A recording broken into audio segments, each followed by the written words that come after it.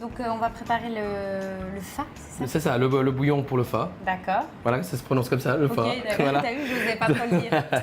Donc un bouillon à base de bœuf, hein, de bœuf à braiser. Donc, C'est la vraie recette du fa, donc c'est une recette tout à fait, ancestrale. vietnamienne. Voilà, 100% vietnamien. Donc tout simplement, on va aller normalement blanchir cette viande. Oui. Hein. Là, on va faire un petit accélérateur, la viande est propre. D'accord. On va mettre les épices directement dedans. D'accord. Donc là, on va Tes retrouver... épices, t'as quoi dedans? Alors, on va retrouver de la cannelle, mais en bâtonnet, hein, pas en poudre. On va retrouver la badiane ou l'anis étoilé.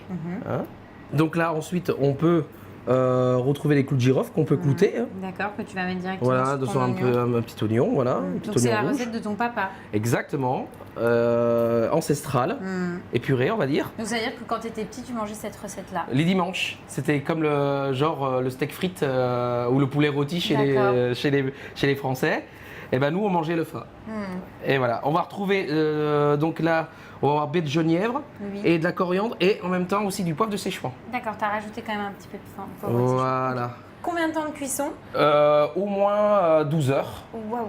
Hein. D'accord. Mais le mieux, c'est 48 heures à feu doux. Hein. Et puis, il faut être patient. Un peu remouiller un petit peu.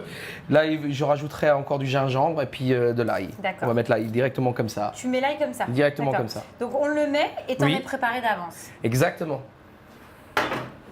Donc un bon fa, ça doit mijoter pendant 12 à 48 12 heures parce qu'ensuite, il va falloir dégraisser le bouillon. D'accord. Hein.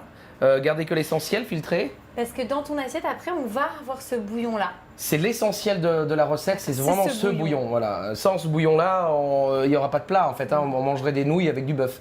Donc tout réside dans la quintessence de ce bouillon. Qu'est-ce qu'on fait ensuite? Eh ben, on va passer à faire les pickles. D'accord. Qui va remplacer, on va dire, le citron aussi. On va apporter un peu d'acidité dans ce plat. D'accord. Donc les pickles, donc là tu as préparé... Une petite julienne de carottes. D'accord.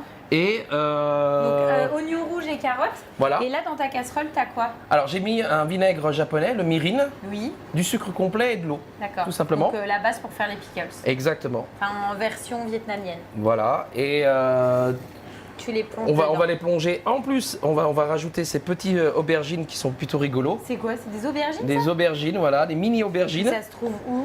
En épicerie Asie. D'accord. Donc on va apporter encore un peu de croquant dans notre recette. Et là, toi, tu l'as un peu transformé cette recette du fa ou ton papa la faisait déjà comme ça? Alors le bouillon, je le fais comme mon père. D'accord. La seule différence, c'est que je le design un peu différemment. Alors pour terminer, je vais rajouter des feuilles de pandan qui habituellement parfument le riz parfumé qu'on cuit vapeur. Et là, on va le mettre dans le bouillon pour donner encore un petit twist différent. Pendant ce temps, qu'est-ce qu'on fait? Eh ben, on va lancer notre viande. On va utiliser de la poire angus que je vais couper, légèrement marinée. Ça marche. Voilà.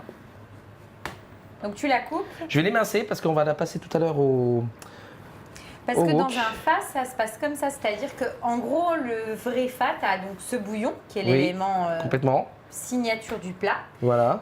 On aura des petits légumes et des nouilles. Oui, tout à fait. La viande. Et puis la viande qui normalement est cuite par le bouillon. D'accord, normalement elle est cuite par le bouillon, mais cette fois-ci, toi tu veux la poêler, enfin c'est ça que Oui, j'aimerais bien lui donner une petite cuisson pour enrober le gingembre. Mais théoriquement, on pourrait cuire. La viande qui est cuite dans le bouillon, voilà, tout à fait. Et tu me conseilles d'ailleurs plutôt de faire ça? C'est beaucoup plus goûteux. C'est une viande qui a cuit avec tout l'essence du bouillon et fatalement très tendre. Et donc le fa, c'est quelque chose qu'on mange, tu me disais tout à l'heure, au petit déjeuner. Ouais. C'est un plat riche hein, pour les travailleurs. Exactement. Parce que tu as, des nouilles, des légumes, de la protéine avec la viande. Voilà, donc c'est très différent d'un croissant café, hein, confiture. Croissant pur beurre et un bon café. Hein. Voilà, donc là on va juste enrober avec un peu de gingembre, pas besoin de mettre autre chose parce que sinon on va pervertir la recette. Donc voilà, ça permettra juste de poêler tout à l'heure, tout simplement. Voilà, là c'est bon. Et voilà. Qu'est-ce qu'on fait pendant ce temps? On s'occupe quoi de poêler les petits légumes? On va poêler nos légumes avec les nouilles. Oui. Donc on va retrouver les petits champignons. En dernier la viande. Là, en dernier la viande. Et le bouillon de toute façon t'en as. Voilà, donc, on le mettra bien chaud. Hein?